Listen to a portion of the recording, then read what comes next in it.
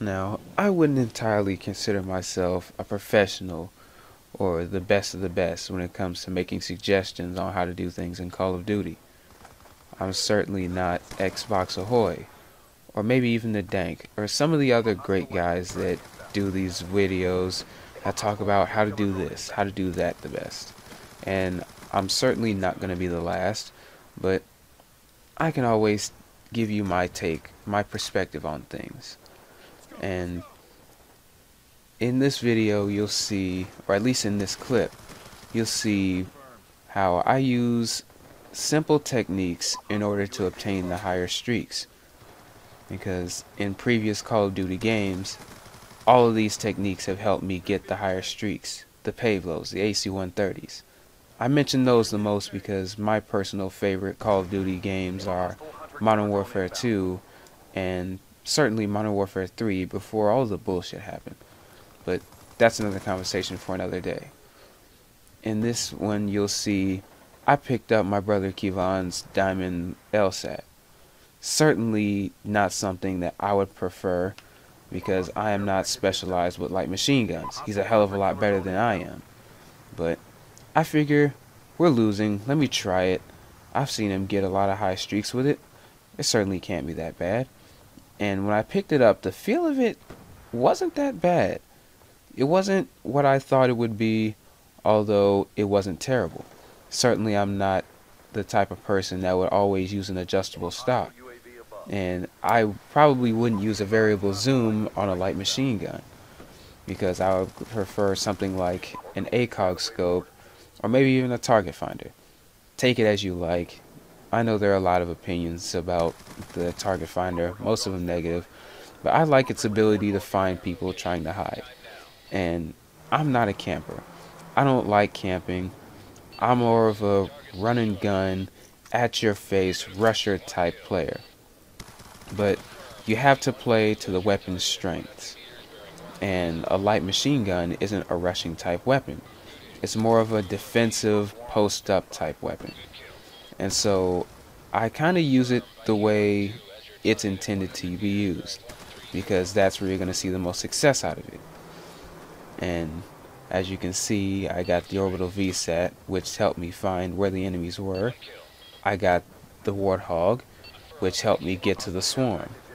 High streaks. So I certainly know what I'm talking about.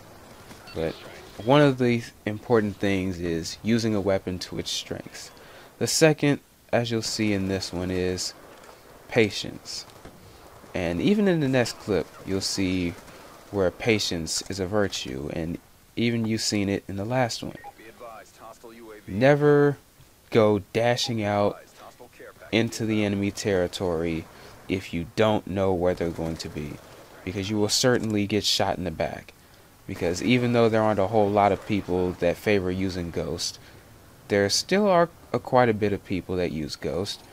It's not as overpowered as it once was, but certainly there are people that still use Ghost. So even if your team puts up a UAV and you go thinking, alright, well all the enemies are over here, I'm going to go dashing to kill them, there might be a guy using Ghost, or there might be a guy sitting in a corner.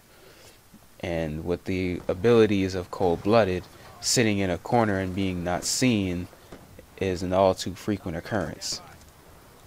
So you have to be patient. And another thing to note, always shoot the enemy in the side and in the flanks. Certainly if you have the ability to shoot them in a straightforward gunfight and win, then congrats to you. But if you're going to do that, always make sure you hit them before they're in a ready position. Because most of the time, if you try to go into a straightforward gunfight with the enemy's aimed sights straight forward, ready for anyone to step in front of them, the guy chasing after him will die. And as you can see again, I'm able to get my Swarm and the Warthog. So always play to the weapon's strengths is one. Two, patience is a virtue. And you'll see where that also pays off later.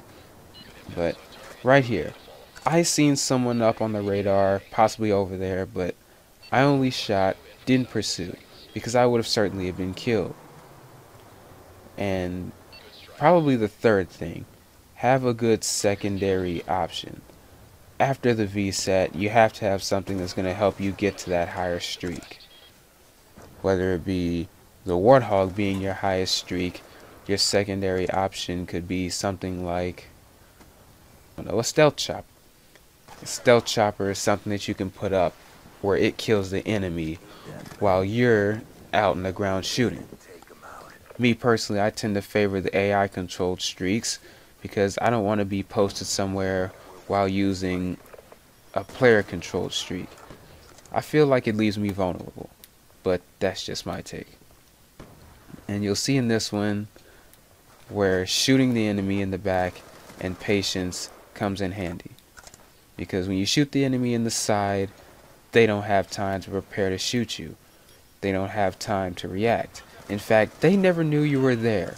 They were just moseying along, trying to find where the action is. And you shot him in the back or in the side. He never had a chance to shoot you back. You're topped up at full health. And as you can see there, when I heard that sniper bullet, I got out of there. Same thing when I took that massive damage. I got out of there. I thought about pursuing, but the most important thing in any attempt for a long streak is survival. You have to stay alive because you can't get streaks when you're dead. This isn't Modern Warfare 3 with a support kill streak where you can go and die all you want and get enough kills to get the high streaks. No, this is the way that Call of Duty intended the strikes to be. You have to stay alive in order to get them. And as you can see, there is definitely a way to get the highest streaks while being aggressive. And note this guy right here. On the UAV, he's popped up, he's sitting in a corner, I come around ready and I kill him. And remember that one guy, because if there was no way that that UAV had popped up when it did, I wouldn't have known he was there. I'd have dashed over there, walked clean past him and gotten killed. And the orbital VSAT ever so important because you can see the enemy's exact coordinates and positions, making shooting them in the side and from the flanks also easy. Because if you know exactly where they're facing, you know how to attack. And you definitely, like I said, don't want to go into a straightforward gunfight where maybe the enemy was already set up and prepared to shoot you. And thank you, orbital VSAT, get out of the corner. Another thing to note, the orbital VSAT, number one important. Like I said, so having a secondary streak, which I tend to vary from time to time when it comes to the secondary streak. I'll go with the Warthog, I'll go with maybe even an AGR, even though an AGR is certainly achievable before the orbital VSAT. The orbital VSAT, number one important, and it takes a while for the AGR to land.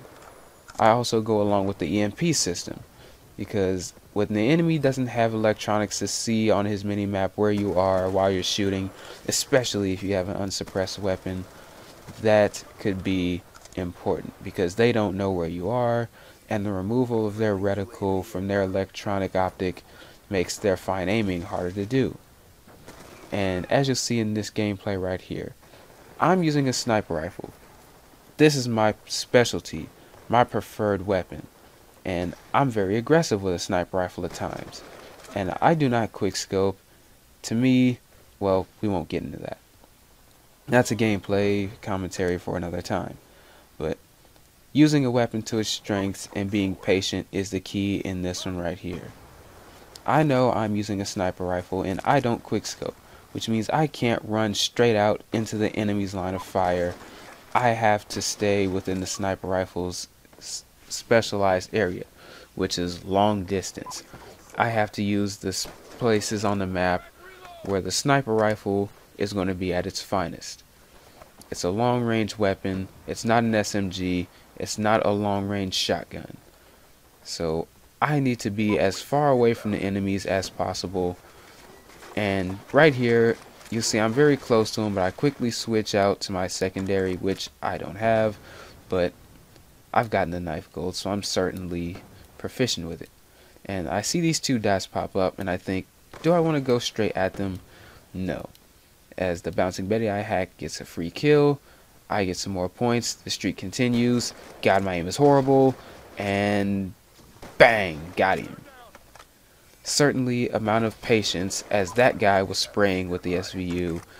You have to be patient also with your shot selection and your shots. Because that guy with the SVU, he could have killed me had he had not been spraying. Because he hit me once.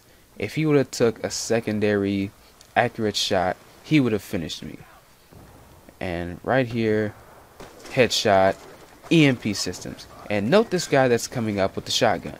His EMP, with the enemy being EMP'd, his electronics were gone. Because if his map was up, he certainly would have saw my red dot firing my sniper rifle shot, ran over, and killed me. Which is why I find the EMP to be an also very effective secondary option when going for the high streaks. And again, a bit of patience. I don't want to run forward towards the enemy, and thanks to the EMP systems giving you assists and assist points, I get the dogs. So I hope you enjoyed this little bit of gameplay. It's been fun. I rather enjoyed putting this together, albeit taking me multiple takes to do the commentary, but certainly more of these type of games, except with separate weapons, me having fun talking about the weapon and why I love it.